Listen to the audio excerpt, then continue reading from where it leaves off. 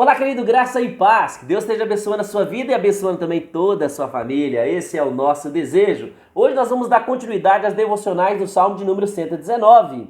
Lembrando para você, é claro, que nós estamos aqui dando voz às palavras escritas pelo reverendo Anderson Ribeiro, da Igreja Presbiteriana da Vida Celeste. O reverendo Anderson Ribeiro tem escrito aí várias devocionais do Salmo 119 que tem falado muito ao meu coração. O meu desejo agora é que Deus fale também profundamente ao seu coração. Hoje nós vamos meditar do versículo 1 até o versículo 8 e duas questões importantes que eu quero trazer para o seu conhecimento. Primeira questão, o Salmo de número 119 é um acróstico bíblico. Isso quer dizer o seguinte, que os 176 versículos, eles estão divididos em 22 partes, 8 versículos cada parte. E em cada parte trata de uma letra do alfabeto hebraico. Muito interessante, né? Muito bem. A segunda questão. Todo o Salmo 119 trata da palavra de Deus. Então, o Salmo revela o desejo e o apego do salmista para com a palavra do Senhor. E uma questão interessante é que o salmista vai utilizar vários sinônimos para a palavra de Deus. Às vezes ele vai usar o termo mandamento, outras vezes ele vai usar decretos, prescrições, lei e assim por diante. Meu desejo é que Deus edifique a sua vida e fale aí ao seu coração. Eu vou ler aqui o texto do Salmo 119, do versículo 1 a 8. Que o Senhor esteja aí falando ao seu coração através desta devocional. Esse é o nosso desejo. A palavra de Deus nos diz assim: bem-aventurados os irrepreensíveis no seu caminho, que andam na lei do Senhor. Bem-aventurados os que guardam as suas prescrições e o buscam de todo o coração. Não praticam iniquidade e andam nos seus caminhos. Tu ordenaste os teus mandamentos para que os cumpramos à risca. Tomara, seja firme os meus passos, para que eu observe os teus preceitos. Então não terei de que me envergonhar quando considerar em todos os teus mandamentos. Render-te-ei graças com integridade de coração quando tiver aprendido os teus retos juízos. Cumprirei os teus decretos, não me desampares jamais. Uma pergunta para você.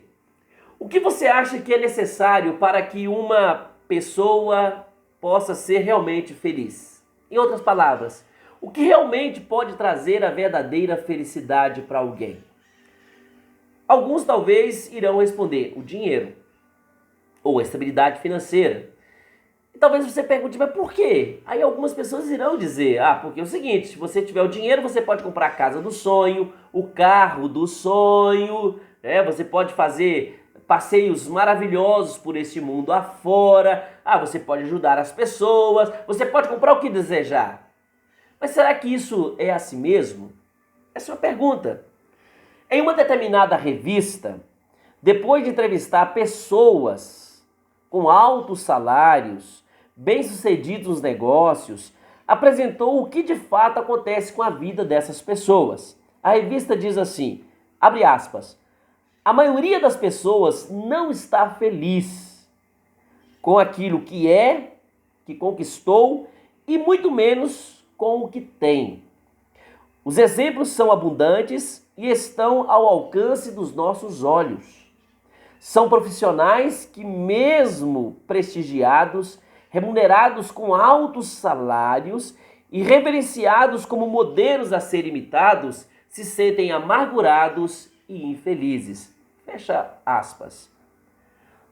Estranho, né? Não deveriam sentirem-se felizes com o prestígio e com o dinheiro? Não tem tudo, não tem a casa, não tem o carro, não tem bom salário, não pode fazer as suas viagens. Por que continuam infelizes? Estão amarguradas. Isso quer dizer, querido, que o dinheiro que essas pessoas têm não lhes proporciona a felicidade. É por isso que as Escrituras nos ensinam que a fonte da nossa felicidade não pode ser os bens ou qualquer outra coisa, a não ser Deus. Deus é a nossa única fonte da verdadeira felicidade.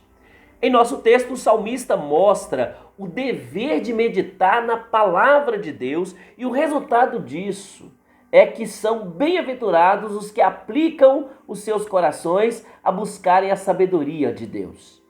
Vejamos o que nos ensina o salmista. Primeiro, quem é bem-aventurado? Versículo 1, o salmista responde: quem anda na lei do Senhor. Bem-aventurado para o salmista quer dizer abençoado, mais do que simplesmente feliz, mas alguém que desfruta do favor especial de Deus. Ele diz que aquele que vive de acordo com a palavra de Deus é uma pessoa abençoada. Tal pessoa procura sempre pautar o seu modo de viver, o seu pensar, o seu falar de acordo com a palavra. Mais uma vez, no versículo 2, o salmista diz que são bem-aventurados os que guardam as prescrições de Deus e o buscam de todo o coração. Ele acrescenta mais um aspecto, que buscam a Deus de todo o coração, sem hipocrisia e sem falsidade. Vivendo assim, essa pessoa não pratica o que é mal, mas o que é bom. Olha o versículo 3. Não praticam iniquidade e andam nos seus caminhos. O salmista está dizendo que quem age assim é abençoado. Por que ele é abençoado?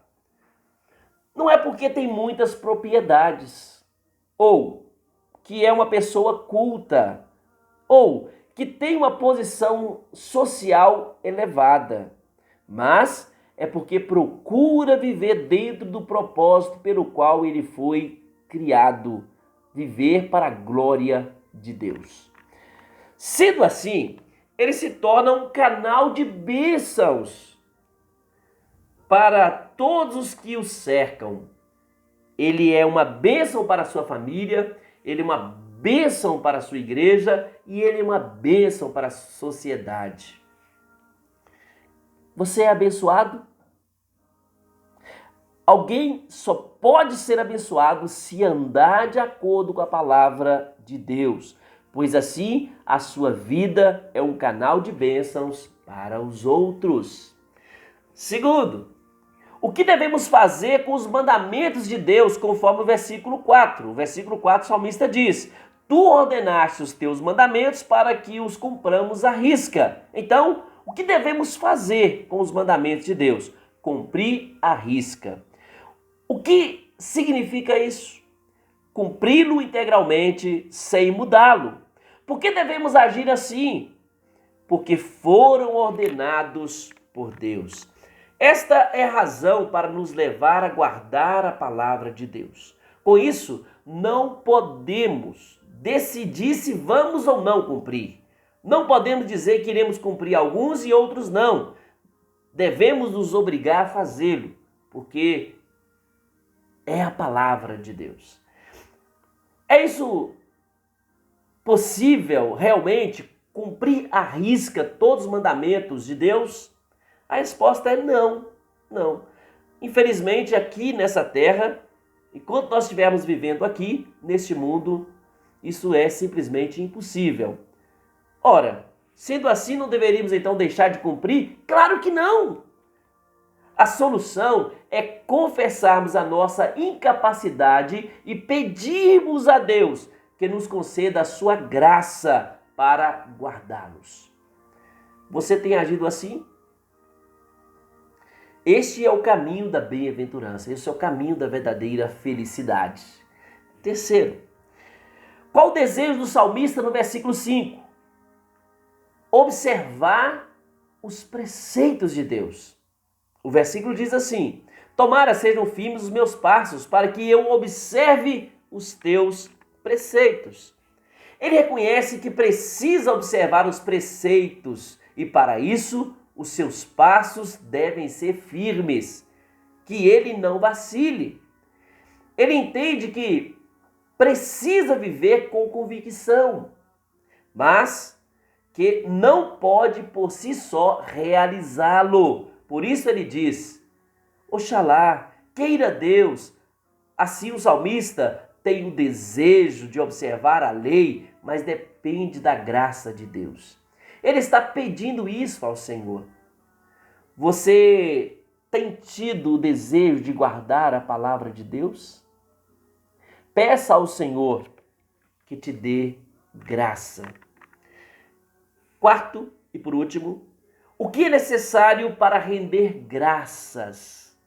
Versículo 7. Aprender os retos juízos de Deus. O salmista diz: render-te-ei graças com integridade de coração, quando estiver aprendido, ou quando tiver aprendido os teus retos juízos. Como o salmista vai render graças depois de aprender os juízos? Ele diz: com integridade de coração. Por que o salmista reconhece isso? Porque a palavra revela o caráter de Deus. Quanto maior for o nosso conhecimento daquilo que Deus é, mais motivo nós teremos de louvá-lo, de honrá-lo e de glorificá-lo. Qual será a importância disso? Sermos conduzidos na nossa adoração por aquilo que é revelado na palavra de Deus. Você tem procurado guardar a palavra de Deus?